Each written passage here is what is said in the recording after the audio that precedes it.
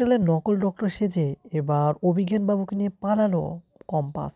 Guys আমরা দেখতে পাচ্ছি পিছে পিছে কিন্তু সরছে মোনা এবং গাঠ, কিন্তু তাতে কোনো লাভ হয়নি কারণ কম্পাসকে ধরা এত সহজ নয়। গাইস আমরা জানতে পারি যে হসপিটালে যখন মোনা এবং তার দাদু অভিজ্ঞান বাবু কথা বলছিল এবং অভিজ্ঞান বাবু কিন্তু একটা মিথ্যা কথা বলছে, কারণ সে কিন্তু অসুস্থ নয়, কিন্তু অসুস্থ ভান করেছে।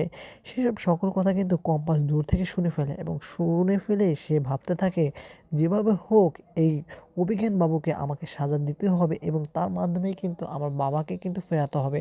এবং সে এই বুদ্ধির ফলে সে কিন্তু নকল ডক্টর সেজে হসপিটালে চলে আসে এবং গার্ডকে কিন্তু উপেক্ষা করে সে রুমে চলে আসে এবং অভিজ্ঞান বাবুকে কঠোর শাস্তি দিয়ে এবং তাকে কিন্তু ওই মুহূর্তে চেয়ারে বসিয়ে ওই জায়গা থেকে দৌড়ে পালিয়ে নিয়ে আসে। এবং ওই মুহূর্তে কিন্তু মোনা কিন্তু দেখে ফেলে, মোনা কিন্তু গার্ডকে নিয়ে দৌড়ে দৌড়ে পিছিয়ে যাচ্ছিলো, কিন্তু তাতে কোনো লাভ হয়নি কারণ কম্পাস কিন্তু এতটাও অধম নয়। সে কিন্তু খুবই ট্যালেন্ট এবং ব্রিলিয়ান্ট। শেষ মুহূর্তে তাকে কিন্তু জব্দ করতে পেরেছে।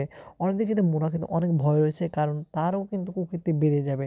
তো আগামী পর্বে কী হতে চলেছে তা জানতে হলে আমাদের পেজটি কিন্তু অবশ্যই কিন্তু সাবস্ক্রাইব এবং আমাদের ভিডিওটি অবশ্যই লাইক এবং কমেন্ট করে যাবে।